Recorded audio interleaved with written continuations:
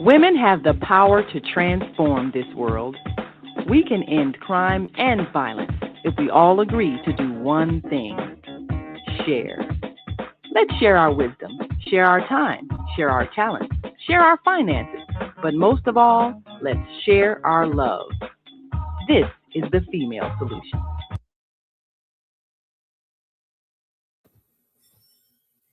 Welcome everybody. I am so excited to have you here today. This is Cicely McLennan from New African Image Makers, and you are joining me today on From Seed to Systems. This is where we talk about growth and transformation, and that can come in many forms. So today I have a very special guest joining me, and I am looking forward to bringing him on. Just a bit of an intro. This is Yeboah. He's a young man who has had an opportunity to live in Ghana as well as in the U.S., and he travels quite a bit for a young person, and he has some very interesting perspectives and insights about culture and other observations that I'm just really feeling happy to have him on today. And it just so happens to be my youngest child, but he came through me, and you know, he's his own young man, and so I'm super happy to hear from any youth at any time, because I do think that it's important for us to listen to them. It's important for us to be connected with them. It's important for us to know what they're feeling, what their perspectives are, because to be honest, they're the ones that are leading us into the future. And I have been encouraging him as well as his peers for the longest to come and make their voices heard throughout the media.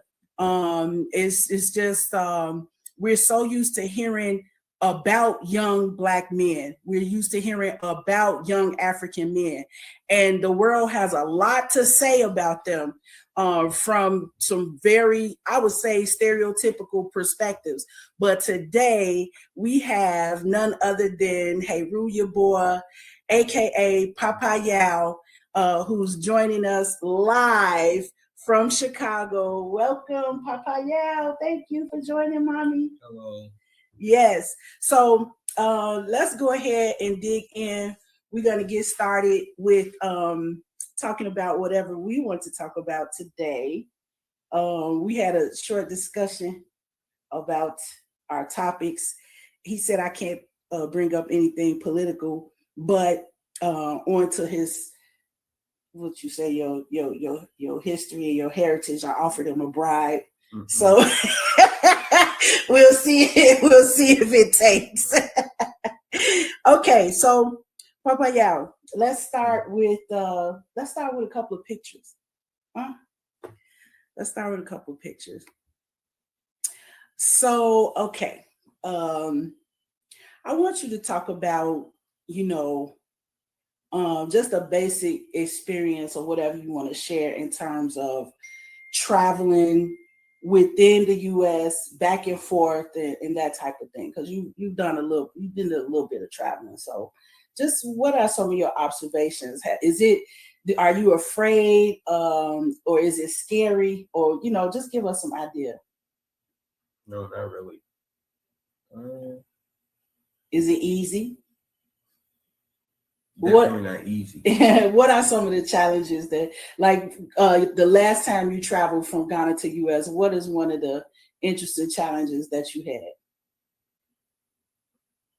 Probably the layover. The layover? Mm-hmm. But what about the whole situation being from the U.S. with the U.S. passport in Ghana? What are the challenges that you ran into with that? Not much. With the immigration? I can think of. With the immigration people? You don't remember that situation? Oh, yeah. Well, I mean, that's not a challenge. That's just a life. But explain it to the people, because most people don't have that interesting piece of being born in the U.S. but still being Ghanaian.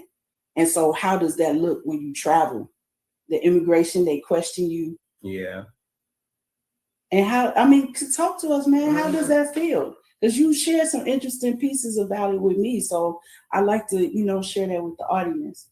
I don't really have much to say about it. Well, for one, we talk about this all the time. It should be easier for African people to travel in and out around the continent, right? Yeah, it is. It is what? It's easier. It's easier? Yeah. To travel from an African country to another. But to travel from like Africa to America to a country like Ghana, it's a bit more difficult. Yeah.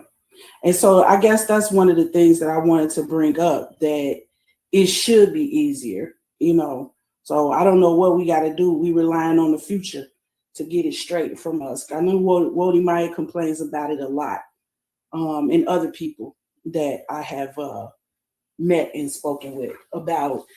I've even heard people say that it's easier to travel from Ghana to Europe than it is to travel from Ghana to the Ivory Coast. Yeah. So, you're going to have to give me more than just the and the You're going to have to lay it on me today. Okay, let's see what else we got as far as the pictures are concerned. Can you give us an idea of what's going on here in this picture, and where are you and what's going on here? Right here, I think I'm helping make soil and also looking at different types of plants at Pembroke. And what is Pembroke? Pembroke is like almost a farming, like a town that has a lot of farmers in it, a lot of Black farmers. Right. And can you speak a little bit about your familiarity, the farm you're on specifically here? The farm right here is Black Oaks, which is like an associate of my elementary school. Right. Yeah. Right. So shout out to Betty Shabazz. We were part of the process of creating that partnership for as long as it lasted with Shabazz and Black Oak Center. And, the fruits have bared, but we love to see more fruits from arrangements like those markets. What other experiences do you have down in Pembroke that you like to talk about? Like, what's some of your favorite activities down there?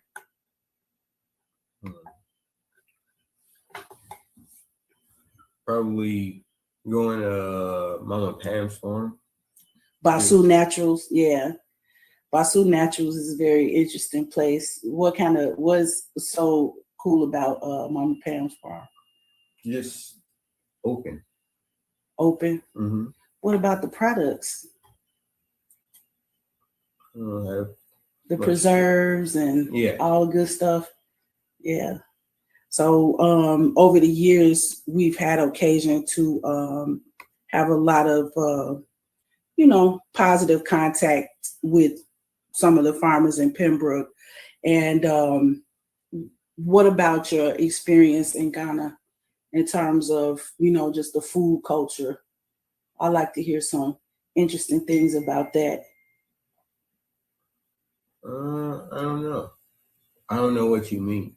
Okay, so what's like a typical day? What would you be eating in Ghana? Probably mainly rice. A lot of rice. Rice and stew. Mm-hmm. Maybe yam. Yeah, yam is that's one of my favorites. Yeah. Yam. In the morning, maybe porridge. Porridge or something like Milo. What's the porridge made out of? Because I never did get into the porridge, but I know you guys eat it. Yeah. It's different types, but like the one what? they usually sell, I don't know what it's made out of. Oh, okay. Don't you make porridge in the house? That's a different type. Yeah, but what type is that? Oh, that's made from like a starch, Like Tom Brown. Give us an example of the Tom Brown? I don't know, porridge. like Tom Brown. I don't know what that's made of, but I do know that the one that we usually do make at home is made from like a type of starch from like cassava or potato. Mm-hmm. Yeah. And then what do you do with it? Do you add sugar or how do you eat it? You add sugar and you can add milk, evaporated milk if you want to. Mm-hmm. Yeah.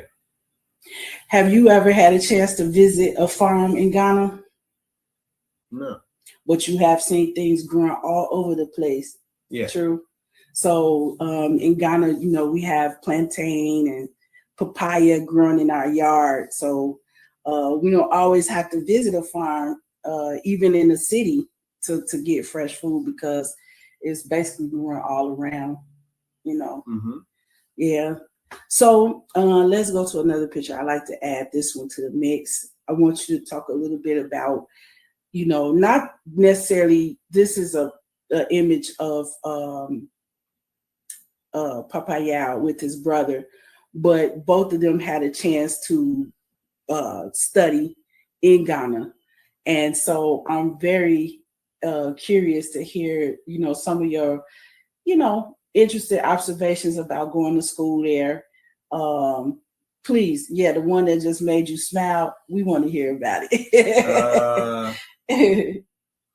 Going to school there, it's not a lot different, but it's different a bit. Like,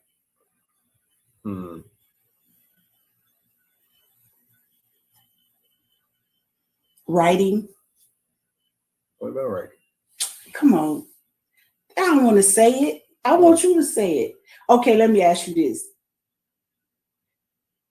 Did you know how to write before you went to school in Ghana? Yes. Are you sure? Yes. And you gonna stand on that? Yes. Okay, let me ask you like this. How did your writing change when you went to school in Ghana? It got better. It got better. But you got to talk about why. What are some of the ways that they enforce, good penmanship and writing in your classrooms in Ghana? They don't really. You wrote a lot more while you were in school there than you do here. Yeah, I write. I wouldn't say that. Really? Maybe what would more you in say? Elementary school. Okay. But in high school in America, the writing, you end up writing a lot more. Okay. In high school in America. But do you feel well prepared for high school here, having gone to elementary in Ghana? Yeah. Over prepared or under prepared or just right? Just right. Okay. So give us an idea about the school structure in Ghana and, just some of the interesting observations that you've made. So they cut off like middle school at 6th grade, and then they go to junior high school. Right. And then they have 3 years of that, and then they have senior high school, secondary school, and they have 3 years of that. Right. And in senior high school, they usually board. They do boarding school, usually. Mm-hmm. Have you had a chance to visit one of the boarding schools? One of them, yeah. How was that? It was okay. Really? Mm-hmm. Different from high school here?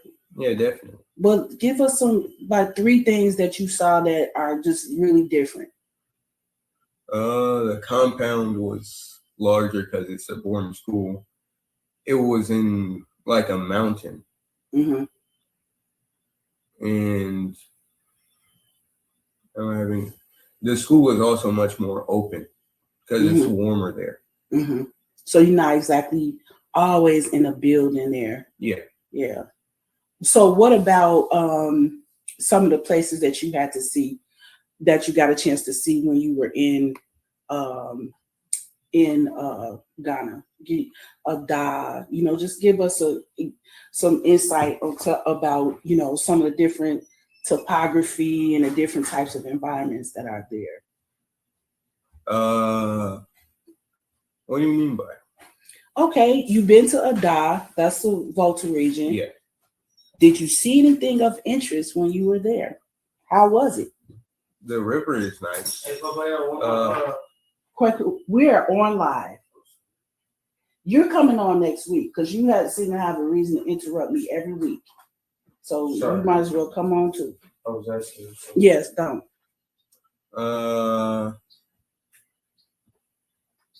We're talking about the river. Yeah. It's nice. I what? Just say it. I don't have much to say. Okay. What about how that compares with the mountainous region you just said you visited? Yeah, the mountain has a lot of forest on it. Mm-hmm. And a lot of greenery. A lot of greenery. Yeah. So how did you find the environment? Let's say versus the city. It's more humid. More humid. And also, I don't have. It's one of the main things that sticks out to me when I think about the difference between going into the mountains and Accra. It's cleaner. That should be an obvious one. Okay. What about the air quality? Okay. That's a very interesting piece. So it's a stark difference, I think, in my experience between living in Accra and then when you get a chance to step into the other parts of Ghana, it's like a whole different scene. Yeah. That's the type of insights I'm looking for from you, my brother. Mm-hmm. Okay, so the interesting thing I want to ask you about is I had a picture of you I wanted to put up here with some dogs. I wanted you to talk a little bit about your experience just working with dogs and the breeding thing and all of that. I don't have the picture. I lost it. I lost the picture. But you can just talk generally about it. You know enough about it.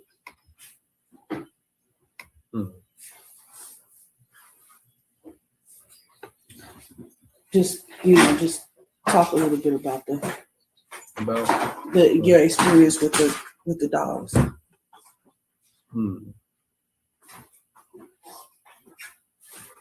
don't have much to say. Really? Mm-hmm. You breed dogs and you don't want to talk about it? That's a very interesting. How did you get into it? Let's say it like that. How did you get into working with dogs? I don't know. You just fell into it. Yeah. Okay. So I tell you what, we're gonna go to a break.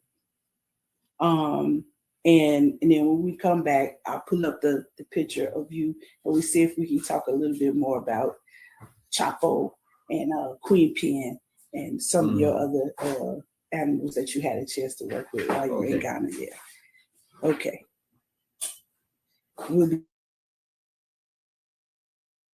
We are global transformers, changing the world from the way it is to the way it should be.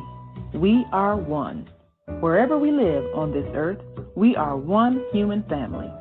On behalf of our team of radio hosts, I'd like to extend a greeting to all the members of our family, whenever and wherever you may be listening around the world. To our family in China, Ni Hao. In India, Namaste. In Japan, Konnichiwa. In Korea, Annyeonghaseyo. In Russia, Здравствуйте. In Germany, Guten Tag. In Poland, Dzień dobry. In France, Bonjour. In Spain, Hola. In Italy, Ciao. In Egypt, Ahlan wa sahlan. In Ghana, Akwaba. In Nigeria, Peleo. In South Africa, Sawubona. In Senegal, Nangadef. In Kenya, Jambo. In Israel, Shalom. In Pakistan, Afghanistan, Palestine, and Saudi Arabia, Assalamu alaikum. Greetings, and may peace be upon you all. Join us live on the on-air radio network called 731-5192. We want to talk to you.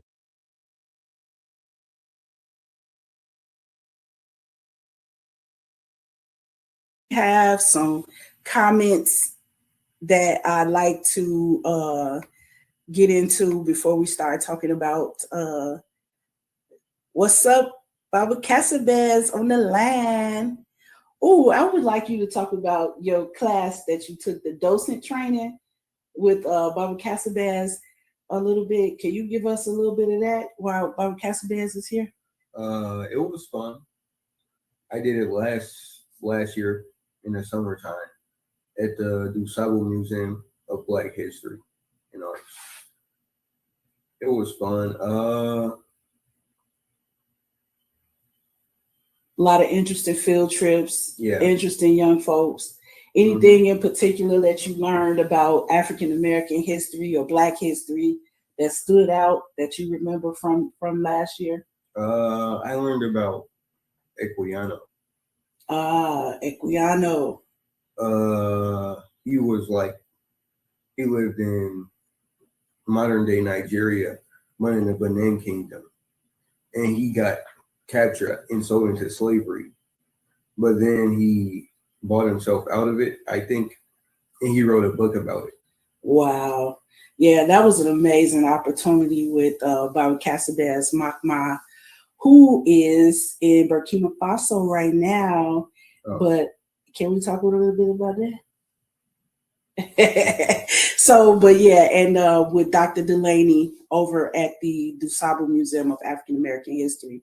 So that was a training. Can you explain to us what exactly is a docent? It's like a guide in a museum, the person that explains things to you in the museum. Okay. So you direct the tours and take people around. So you know a lot about a lot of stuff to be a docent, basically. A bit. Just a little bit about a lot of things. Yeah. Yeah, that's interesting. Okay. Thanks, Baba. We really enjoyed that program. And just in case anybody has any interesting internships available for a young teen that are along those lines, we love to do more, right? Yeah. Yeah, that was really, really interesting. Hey, Nas. Say what's up to Nas in Minnesota. Hello. Thanks for joining us, Nas. Yes, that's our little cuz in Minnesota. We just love you guys. And also, so let's just get back a little bit into the dogs, because this is one thing that I don't know if you know, but I was really proud of how you guys transferred those skills of working with the animals, and then you were able to do some stuff over here. And he's also available for the dog thing too in the Chicago area. I'm just telling you, he cold with it. So just give us a little background. Your first dog. My first dog was named Latifa. Mm-hmm.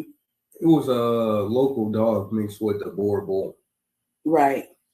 Yeah. And she gave us Chapo. Yeah. So what about, do you have any particular interest in, besides just being around dogs, or what about like veterinary, or do you have any particular interest in that, or what are some of the things you would like to see improved in terms of how people work with animals? In Ghana? Yeah, in Ghana, Chicago, whatever. I feel like it should be more vets, and they should be more accessible in Ghana, at least. Mm-hmm. Yeah, and there should be like more people you could get help with your dogs. Yeah, because we ran into some real trial and error with our dogs over the years. What about the experience with those big scary dogs you guys were handling here in Chicago? They weren't scary. Oh, you see, it's that attitude right there. It's a bit hyper. Yeah, just a bit. Yeah, because dogs need attention. Right. Yeah. They gotta go out. They gotta be ran around. Mm-hmm. Yeah. So, and they need exercise. Mm-hmm. Mm-hmm.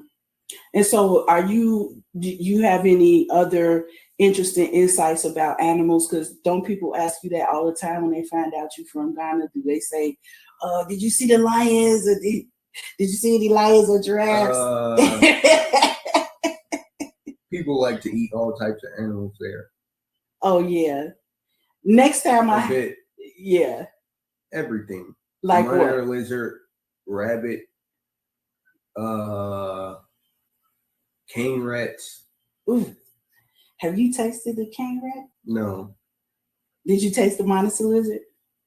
I think. What are some of the interesting things that you ate like over there? Rabbit.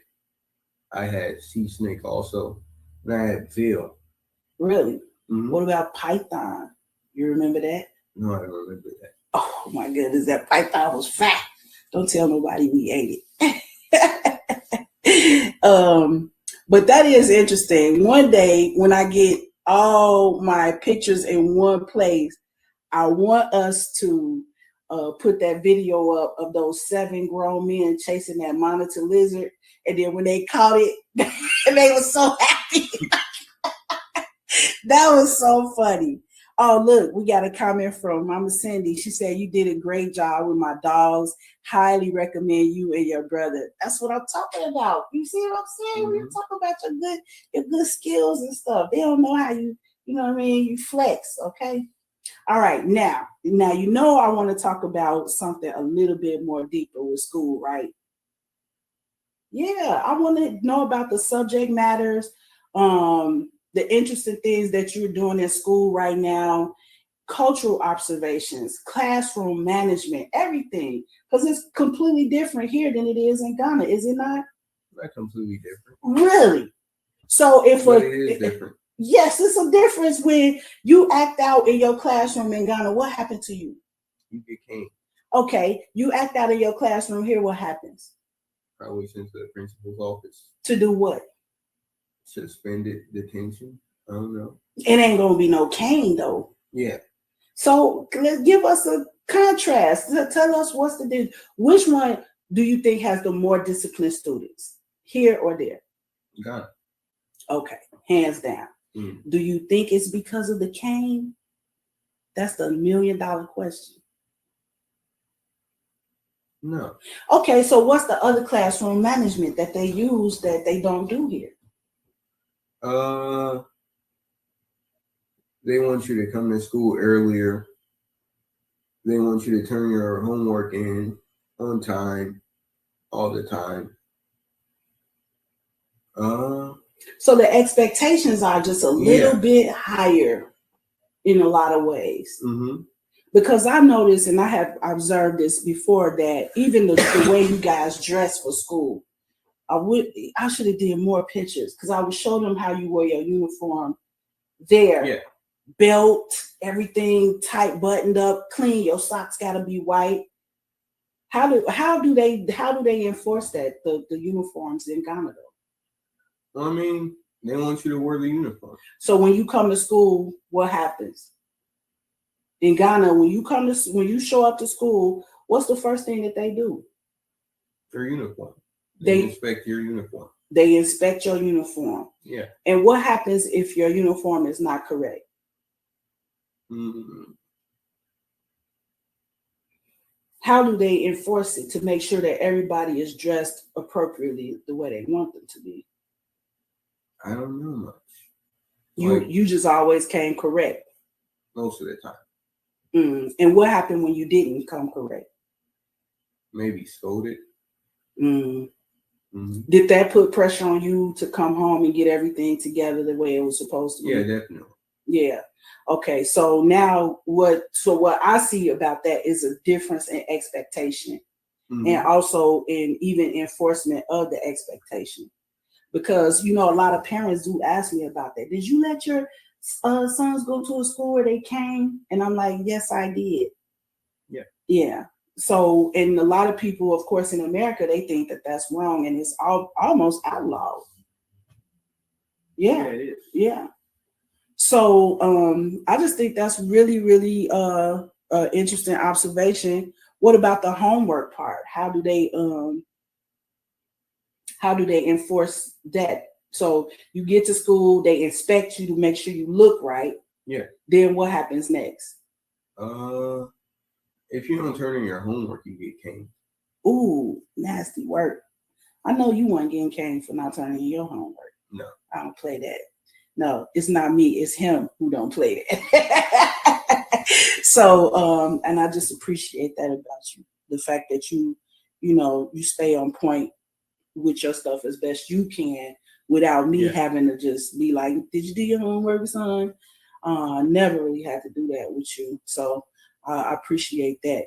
Now that you're here and you're with, can I say your school? I want to say it, but I don't want to put too much public information about you. Let's just say it's a private school here in Chicago. Mm-hmm. Give us an idea of some of the things that you are studying now.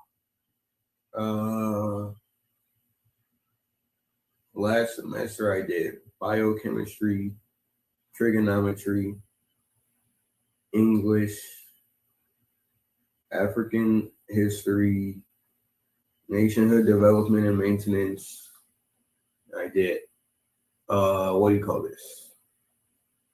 African literature. And then we did business class also. Mm-hmm. Yeah. Yeah. So how do you find the variety of subject matters and the quality of what you are getting into in school as of right now? And how does that compare with the docent training program you did at DuSable? I learned a few things that I learned at the DuSable Museum. Oh, they reinforced a few things. Yeah. Nice. Yeah. Mm-hmm. That's interesting. So that's good to know that as educators, we are kind of on some type of wavelength to see certain lessons reinforced. Can you give us an example of one thing that came up twice? Equiano. Oh, yeah. I didn't learn about Equiano until I was in college. Oh. So just to give you some perspective. Yeah. So what else? Not much else.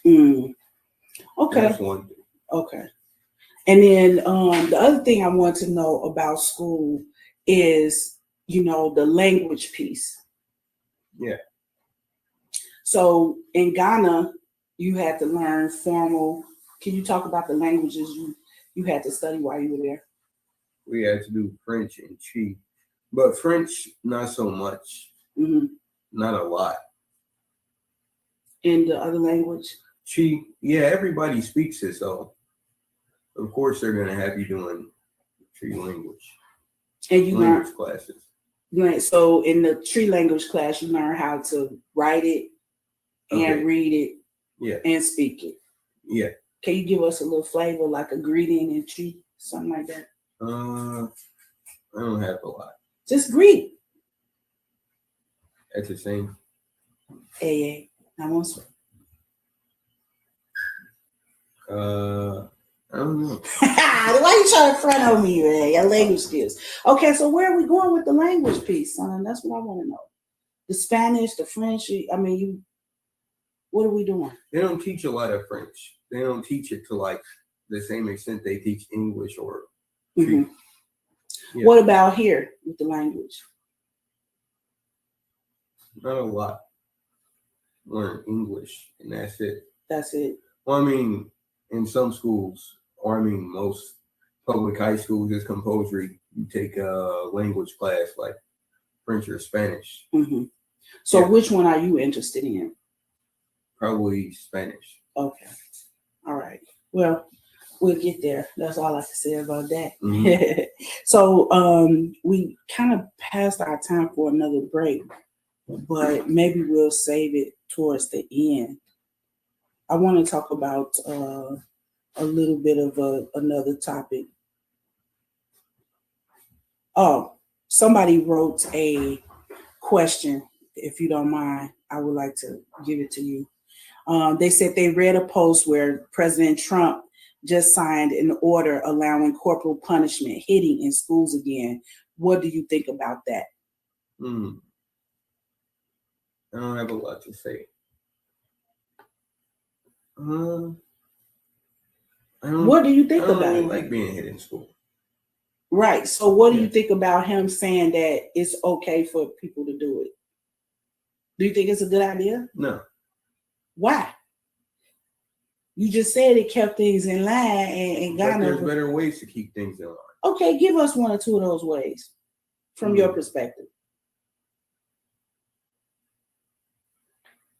To enforce good behavior, to not be lenient, but to, I don't know how to say it. So you want to take away the chain, but you don't have nothing better to replace it with. That's what I don't understand about the whole thing.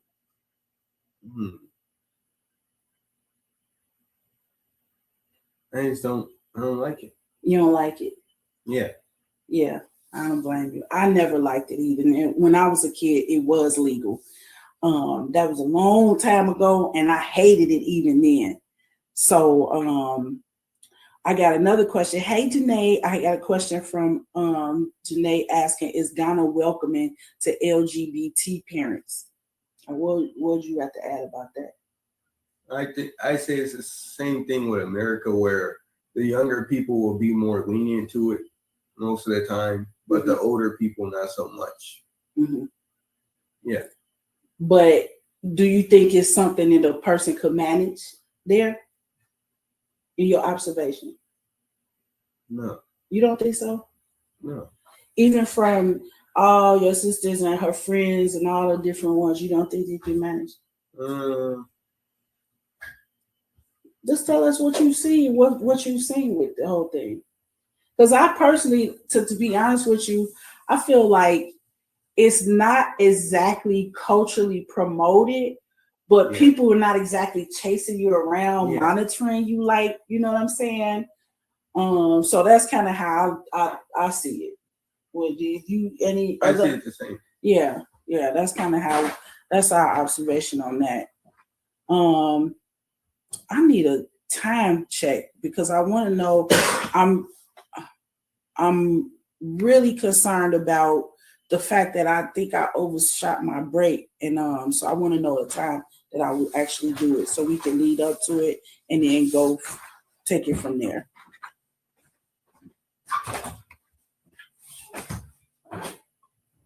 Hi, I'm Naima Latif, and if you're watching this, that means you're one of the 4.6 billion people from around the world who are using an electronic device to talk to people. In these times, people are using the internet to talk to everybody. Friends, neighbors, family members, co-workers. People are on their cell phones and computers all day long. Now, if you're in business, that is great news. That means you can sell your products and services all day long and never have to leave your home. All you need is a media connection, somebody to connect you to an audience. And that's why I'm talking to you today.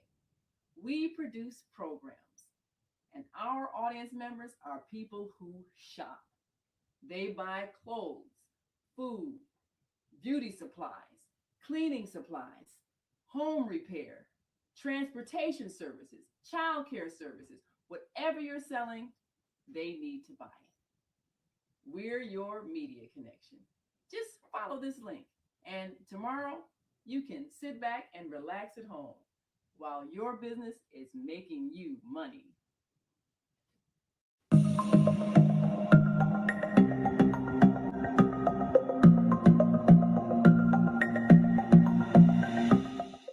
Hi, I'm Barbara.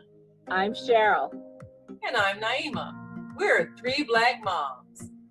And in case you didn't notice the resemblance, we're also three sisters.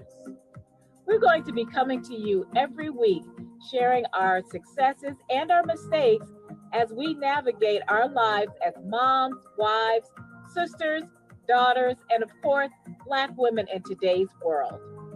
We'll talk about it all: race, politics, religion, economics, culture, and we'll take a look at everything from whether or not to use corporal punishment to how do you teach your children about sex.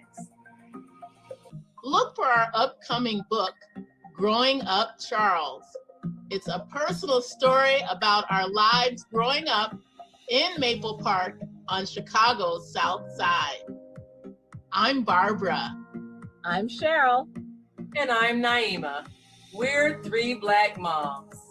Follow us on Facebook and subscribe to our YouTube channel, Three Black Moms.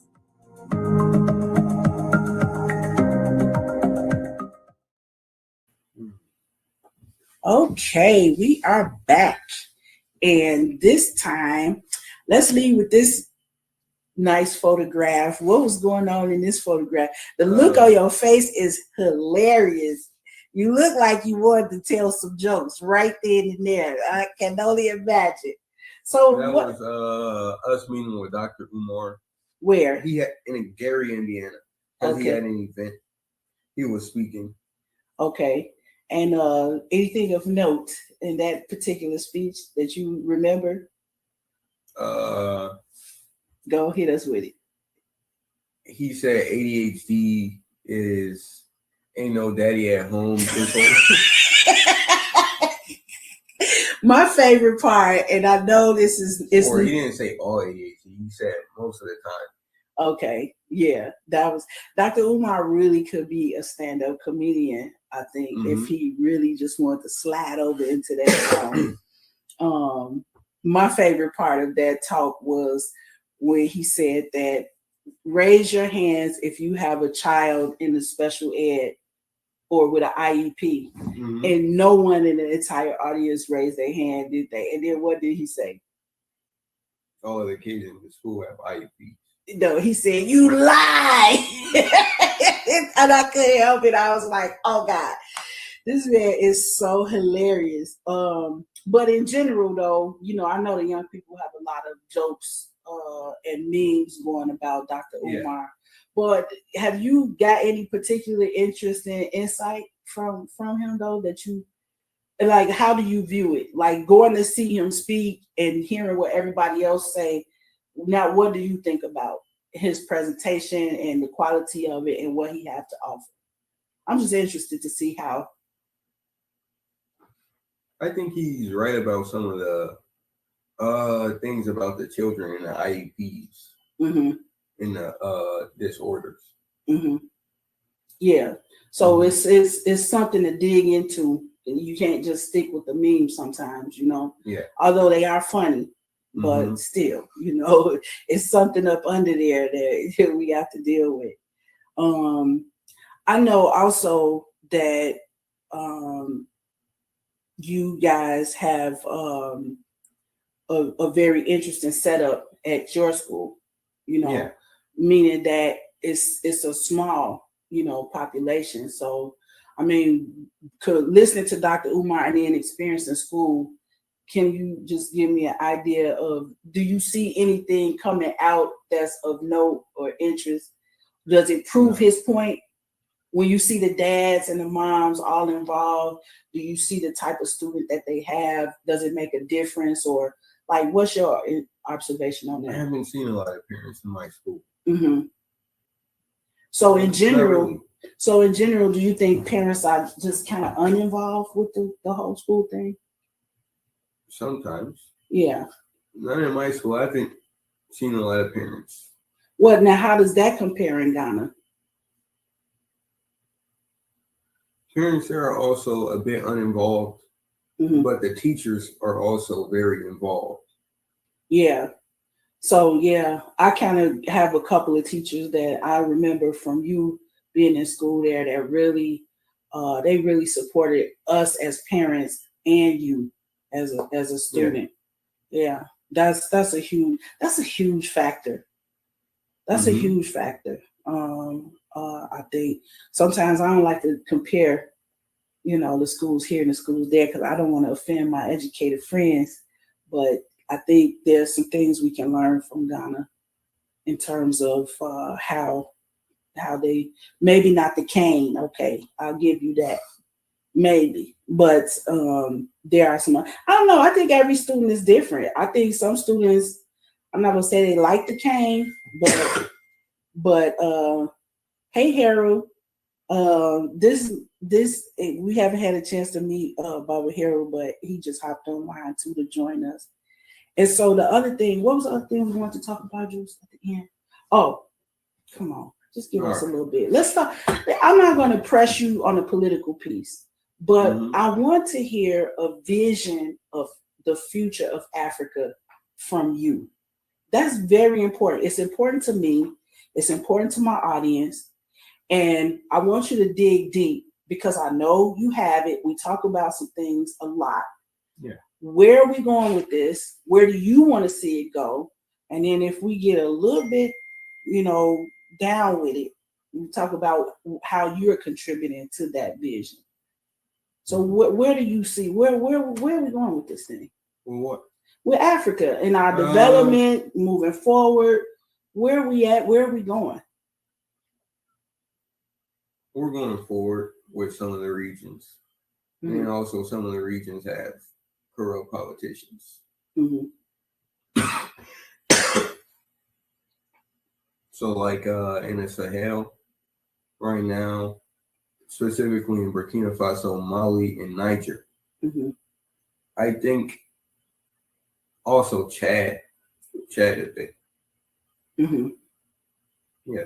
What about them specifically though? Burkina Faso just got a what do you call it? A new president a few years ago from a coup. Ibrahim Traore.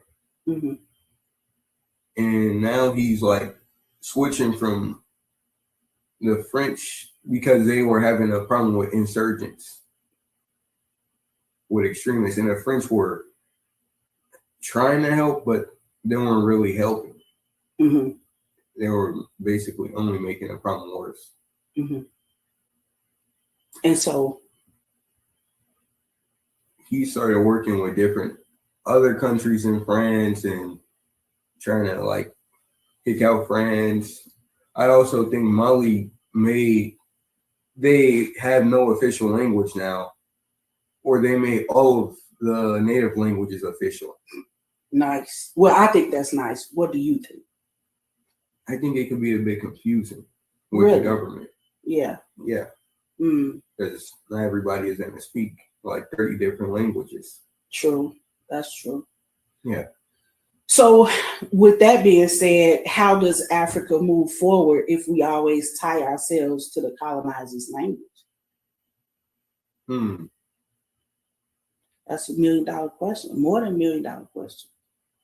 But I definitely think this is some of the things that the young people, in addition to your reels, your shorts, and the other things that you are doing, is something we should be thinking about. How does this look going forward? Because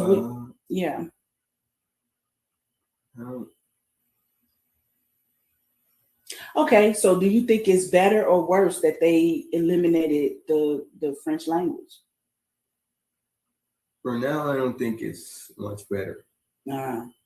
But I feel like it could get better. Yeah. Okay. And then as far as, what's your end of the deal? Like now, you can do according to your talent and your interests, but how does your talents and interests plug into the future development of us wherever, how do you fit in? I don't know. Do you see yourself fitting in? Yeah. Oh, okay. So what's your interest in? Is it like science or technology or, the animal piece or farming? You've been involved in so many different things. Like what's your favorite thing to be involved with right now?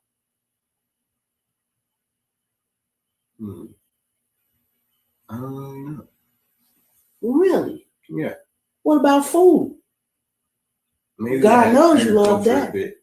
You're feeling the ag piece.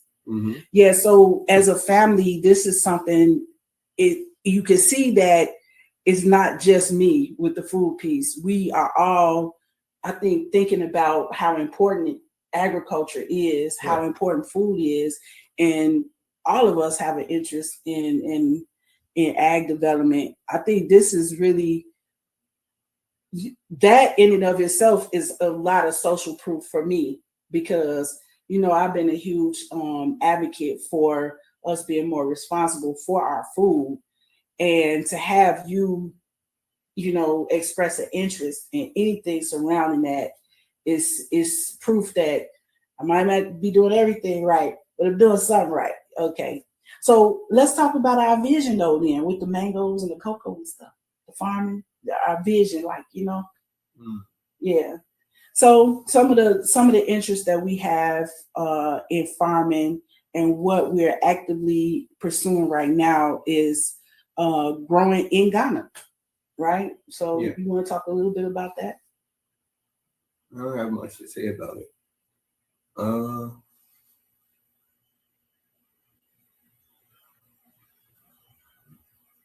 Come on out with it. Do you think it's important? Yeah, of course it's important. Okay, right. But why though? Why? What experiences did we have in Ghana that made you double down on the interest in ag development and growing food? Well, you had that, like you were working with dark farmers Mm-hmm. in Ghana, and you were also working with other farms. Mm-hmm. And I thought it was interesting. Yeah. Did you kind of understand a little bit about what we were doing and why? Not a lot. Why? Oh, okay. It's just interesting. Yeah. What about you? Did some training, some ag training when you were in Ghana? Mm-hmm. What kind of training was that? It was mostly like fish farms. Fish. Learning how to like make a sustainable fish farm at home. Mm-hmm. How to make your own food. How to feed the fish. Mm-hmm. How to like keep the cost low. Mm-hmm. For the fish. Yeah. So yeah, we're looking forward to actually being able to apply some of that good old knowledge. Yeah. And then what about your college plans? I don't know a lot. You don't have any idea what direction you're going in? No. Really? And you feel comfortable with that? No. Well, I'm definitely not going to make a suggestion, because if I say it, I don't think you're going to like it. But I just have my eye on you. Just keep that in mind. And, I kind of have an idea of what you like, but I don't want to push on anything, because I want you to, come out with your own way. Yeah. Before we close, I know you like to talk a little bit about your older brother and sister and the influence that they have on you. Positive, negative, what to do, what not to do. Or just some encouraging word about it. I don't understand what you mean. Well, son, you do have older siblings, right? Yeah. Okay, so you represent the, we all, what I'm saying, are around you. So you get something from that. But do you ever notice it? Not really. It's just kind of part of we like wallpaper in the room. We just there. Yeah, but that's something you should think about. Yeah, because I can tell they do have a positive influence on you. You know how I can tell? No. Food, right? Yeah. Animals.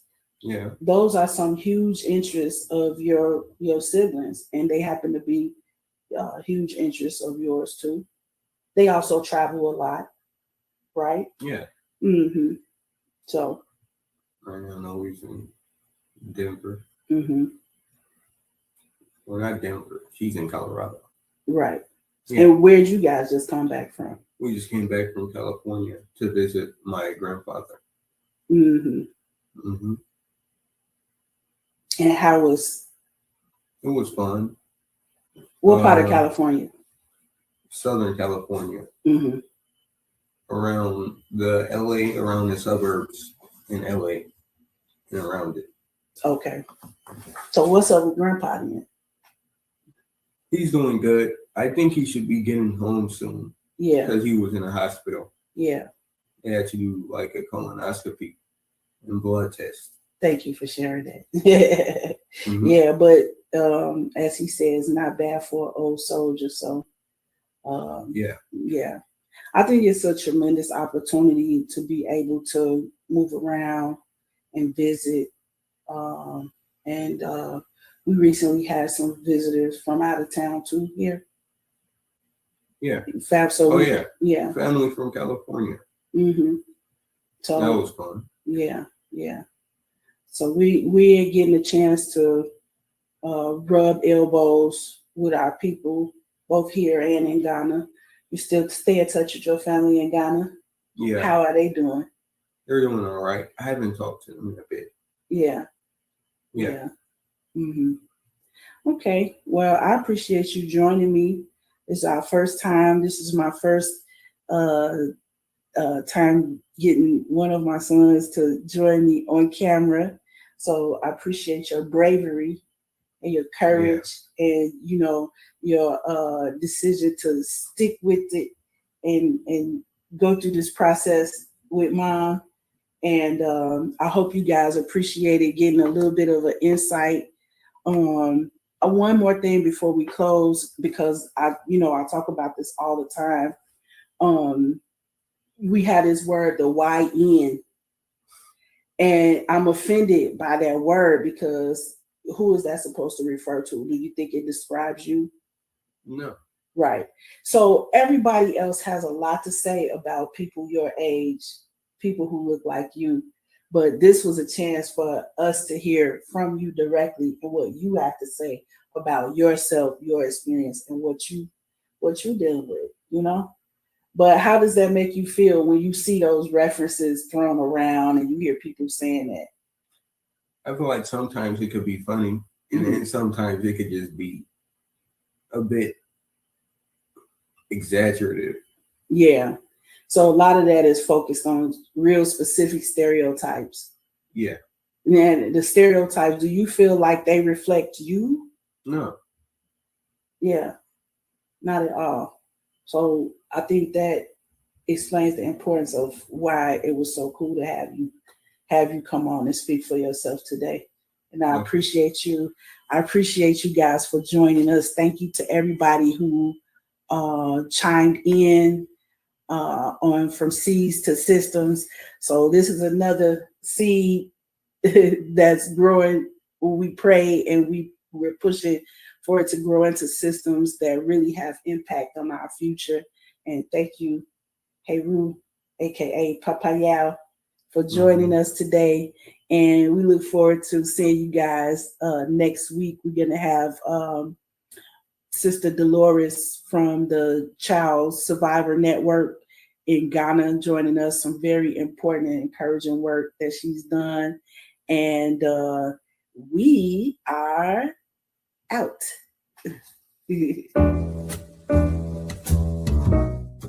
We've come to the end of our show today. If you missed any broadcasts, go to our website for the audio and video archives at www.thefemalesolution.com. On behalf of our team of radio hosts, I'd like to thank all of you who participated in today's discussions. And to our global family joining us from all around the world, we say thank you. To our family in China, xie xie. India, dhanyavad. Japan, arigato. Korea, kamsamnida. Russia, spasiba. Germany, danke. Poland, dziękuję. France, merci. Spain, gracias. Italy, grazie. Egypt, shukran.